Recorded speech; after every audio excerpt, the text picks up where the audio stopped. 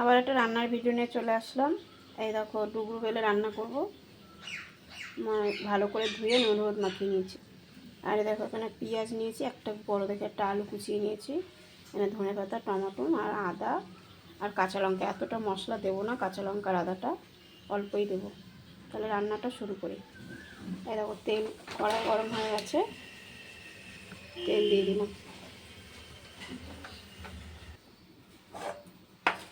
তেলটা গরম হয়ে গেছে,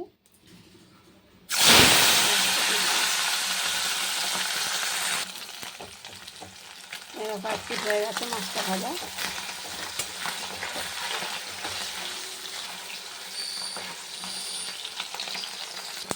মাছ ভাজাটা হয়ে গেছে, উঠিয়ে নেই।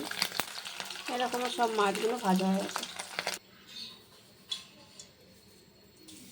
কালো জিরে দিয়ে দিলাম ফোড়ন। কালো জিরাটা ভাজা হয়ে গেছে, সবজিটা দিয়ে দিলাম, পেঁয়াজটা আলু দিয়ে দিলাম।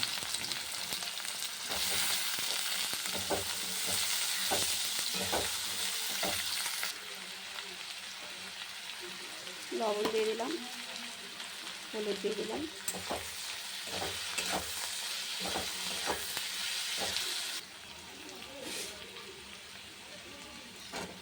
এরকম টমাটো কুচিটা দিয়ে দিলাম।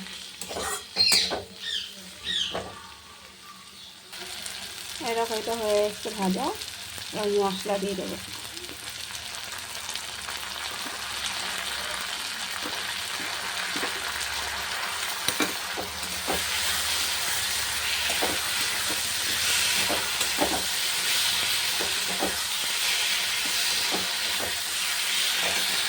এই দেখো কতটা মশলা রয়েছে, এটা দেবো না।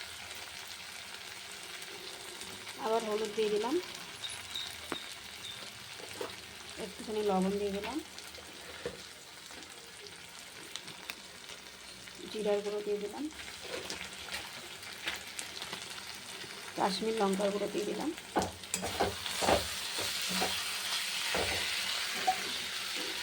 এবার একটু জল দিয়ে দিলাম।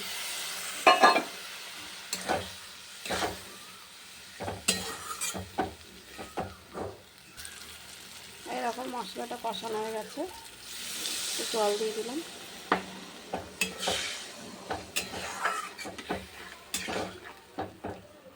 আলু সিদ্ধ হয়ে গেছে,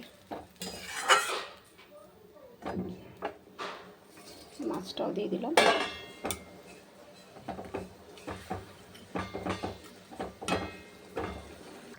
এরকম রান্নাটা হয়ে এসছে, একটু চিনি দিয়ে দিলাম, এই ধনেপাতা কুচিটা দিয়ে দিলাম।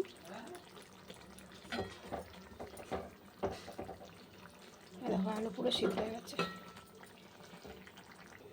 এই দেখো আমার ডুগরু মাছটা রান্না হয়ে গেছে। কালোটা দেখেছো কত সুন্দর হয়েছে।